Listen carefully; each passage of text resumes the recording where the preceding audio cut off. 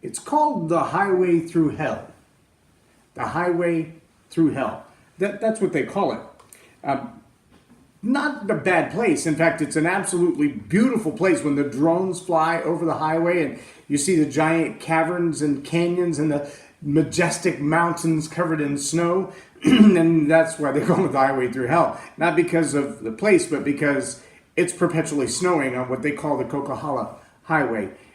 It's really just a TV show. It's just a TV show.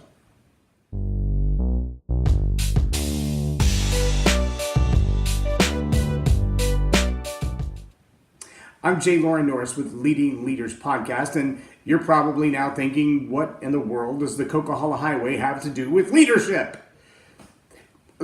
As my wife and I have been, I guess you could call it binge watching this show. We're now just starting season 4, episode 1.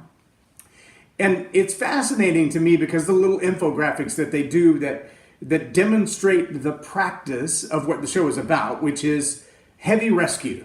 Yes, it's a fascinating show about tow trucks. A guy by the name of Jamie Davis who has a business where he rescues trucks, and maybe they're just stuck in the snow and they can't get traction, or maybe they've caused an accident, or they've been involved in an accident and gone off the side of the road, or flipped over in the road, or jackknifed in the road, or run over somebody else and the cars are all mangled together. And the infographics show how they're going to hook up a smaller truck or a rescue truck or a wrecker to this mess on the highway.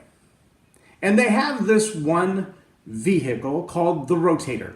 Now, if you've never seen it, just picture a very large tow truck. A large tow truck made to be large enough to tow a tractor trailer, a semi, even if it has an extra trailer on the end of it. Some call that a B-train. And so with the semi, the truck, and the first trailer and the third trailer, some of those you're talking about close to 200,000 pounds, 100 tons of weight load.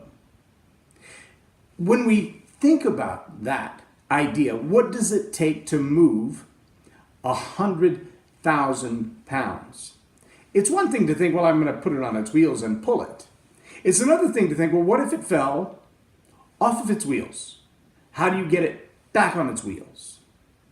Stick with me for a moment. This is a leadership lesson, I promise you. Because I'm willing to bet at some point in your life, the course of your life, maybe just coming out of high school, or maybe while you were in high school, deciding, will I play football or will I play basketball? Will I play baseball or will I play hockey? Will I join the band or join the choir? Will I be in drama or will I be in speech? Will I date this person or date that person? Will I go to homecoming or prom with them or with them? And all of those decisions, we seek advice. We seek input. And whether it's parents or it's friends or it's just peer pressure, we tend to make those decisions based on the input of, honestly, be honest with yourself, just a few words.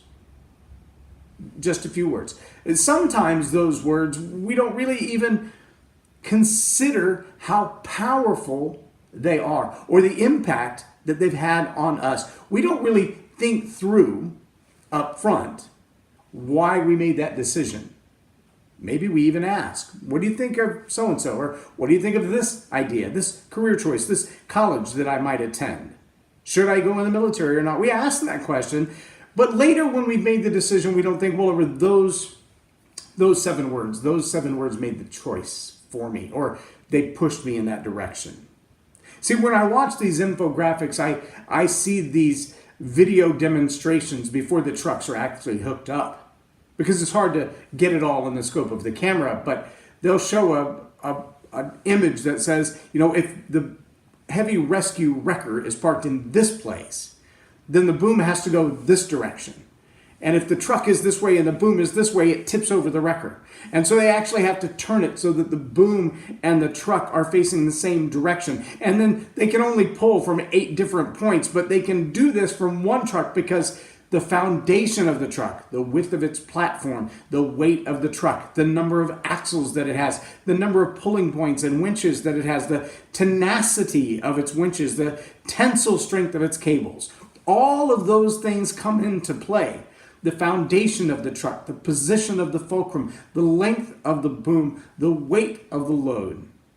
And we don't really think as leaders and communicators how we position ourselves in other people's lives. But sometimes it's that one word or that one phrase, that one conversation we have over coffee that causes us to change a course, to give up a relationship, to give up a job or accept one, to move into a new direction in life. My challenge to you as leaders is to begin to think through the leverage that you have in someone else's life. Maybe it's the relationship that you have with them. Maybe it's the level of education that you have. Maybe it's a perceived relationship, something they believe you can influence in their life. I know when I joined the John Maxwell team, there were 100 of us. I was in the first 100, the founding partners. Now there are 23,000 of us. But when I hear those phone calls often, and people will call in and say, I just joined the John Maxwell team. I'm so proud to be a part of this. It means so much to me to know that the name identity of John Maxwell is behind me, that I can put my business card out there and say that I'm part of the John Maxwell team. And John says it himself several times. He says, listen, being a part of the John Maxwell team isn't necessarily going to make you great in business, but it's a crowbar. It's a great point of leverage. It's an opportunity for you to say, I have aligned myself with a mentor who's known in this business, known in the industry of leadership. I'm challenging you to ask yourself the questions. How often have I made major decisions in my life over a very short lever of a few words? And as a leader, how can I make sure that my foundation is solid enough, that I've positioned myself in people's lives in a way that those few words for me can redirect their life? It doesn't take a lot to turn 180,000 pounds upside down, but it takes a lot of leverage and a proper position to bring it upright again. Are your words such that you can send someone off course? A Prius can derail a train. It takes something substantial to put that train back on its tracks. I'm J Loren Norris with Leading Leaders Podcast for Tell It Like It Is TV. Have a blessed day.